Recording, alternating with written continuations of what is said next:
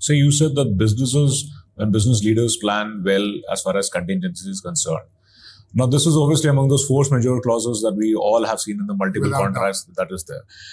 In such scenarios, what business leaders should be prepared for and how they should be planning? Because it's not an easy job to plan, considering that the statements by the world leaders changes by the night. Absolutely. So you plan things according to certain premise and assumption, but that goalpost is changing every now and then. How do you expect the business leaders to plan?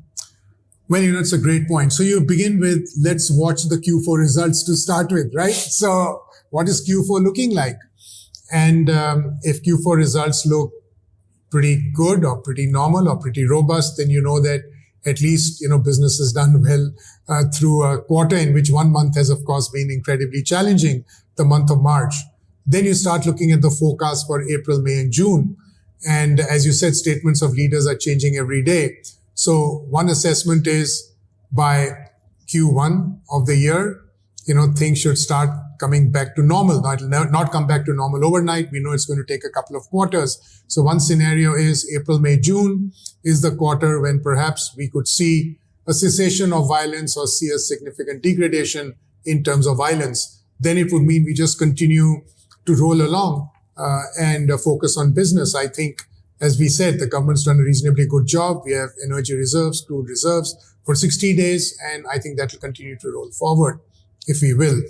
We need to continue to watch out for fertilizer prices, because that's going to have a very, very clear impact, in terms of food prices going forward, consumption, consumer sentiment. So we need to clearly watch out for that.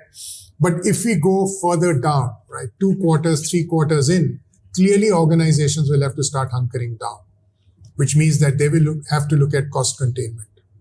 So however, can you please be a bit more blunt and explicit when you say cost containment? Are you talking about job losses? No, it's never job losses. I think in India, that is never the first step. And we have seen that through COVID. Lots of organizations continue to keep the lights on, continue to make sure that people did have their jobs. And that COVID was, took much longer than we had anticipated. And yet, I think India was very, very resilient. So I think Indian businessmen are very astute. They understand how to manage costs well. They know how to calibrate their costs with respect to potential revenue opportunities that they see. I think broadly, India's overall attraction as a nation will continue to be unchanged. If the belief is people will stop coming to India, GCCs will stop getting set up in India, and so on and so forth, all that's not going to happen. To my mind, the India story will largely remain intact. The only thing which could change perhaps is timelines. So let me draw the parallels between COVID and the current scenarios. And though you have a diverse experience in terms of handling different industries, but your career has been predominantly in the technology sector. Now, here where I have my point to make, COVID times, the tech sector did very well worldwide, unexpectedly, because that was a tailwind that they got. Everybody started working from home. So that is why there was anxieties and undercurrents initially, but later on people felt, no, companies are doing well, revenues are touching record profits, so it's fine. Whereas there was a huge impact on MSMEs. There was impact on manufacturing. There was impact of anything where a physical touch was required. So the industries which were not impacted then, now the situation is different. We are already staring at a situation where the way AI is, fair to take all the white collar jobs, if I have to believe entirely Elon Musk, right?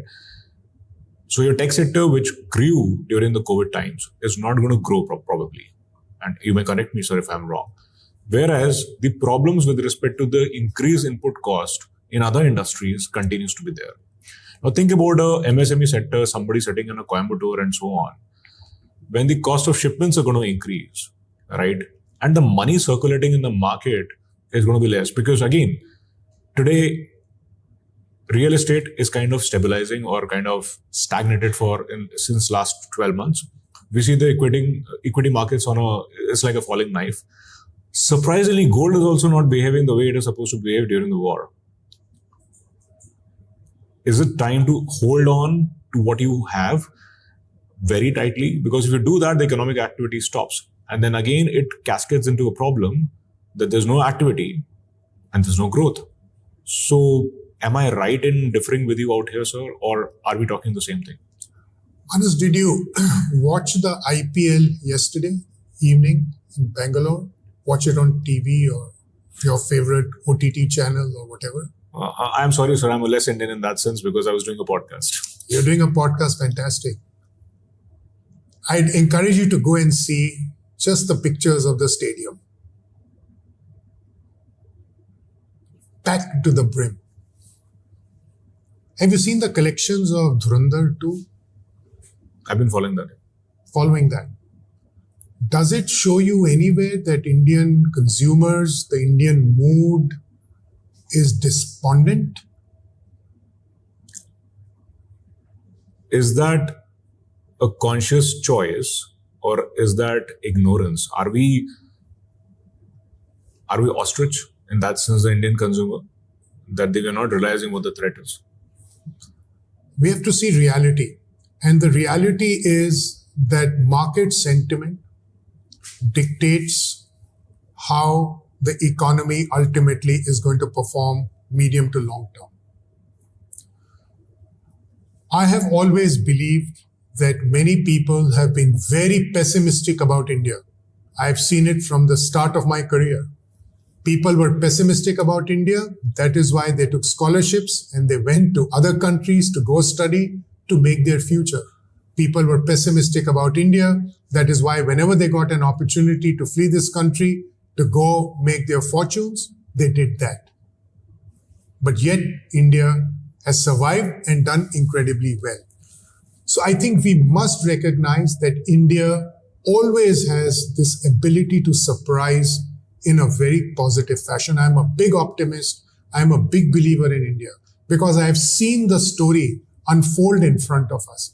You spoke about COVID and you said that, look, we all stayed at home and we were able to work, we were able to live, we were all playing, we were getting entertained, our kids were going to school, everything was happening online.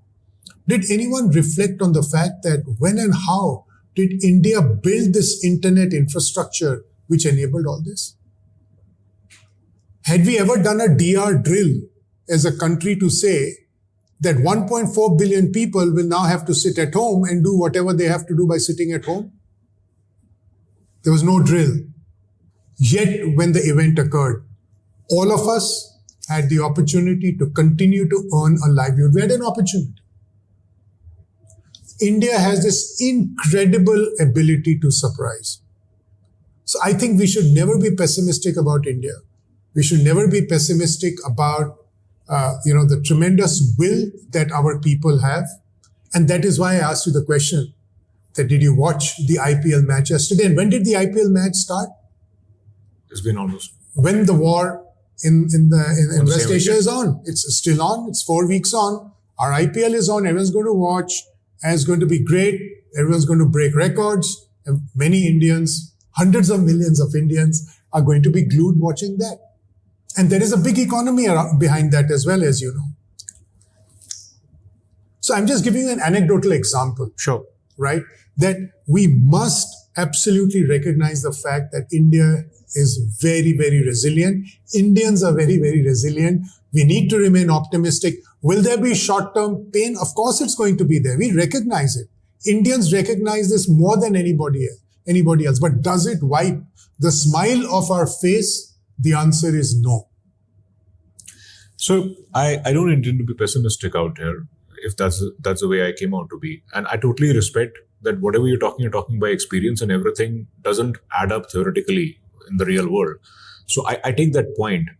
But again, I think that, people from the tech sector have been till now very, very blessed and are to an extent spoiled, because there is one reality that yes, I had a stress that I could not take my son outside, for a movie during COVID times. But then there's other reality where you had migrant workers who had to leave suddenly and die midway in the highway while they were fleeing from different states towards their native state.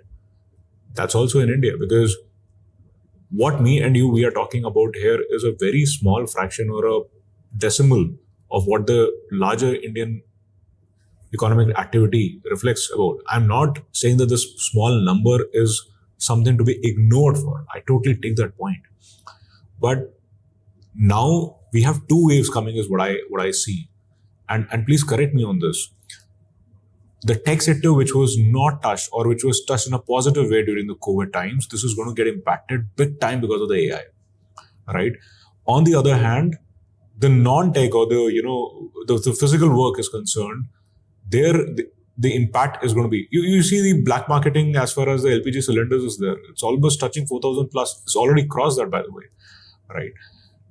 There's a shortage, and I personally saw somebody carrying 3 cylinders, one of them being a commercial in a back seat of the car because perhaps the boot was full. So there's already hoarding happening and all. We can't. These are the realities which are already reflecting. I don't know people who are going to watch the IPL whether they've noticed the man on the red light or not. That he was carrying cylinder. So yes, there is one aspect, and that makes me worry all the more. That are we ignoring the problem because we are unrealistically optimistic? Or we know the problem and we'll figure out the way when it comes and we'll hit it for a 6 again.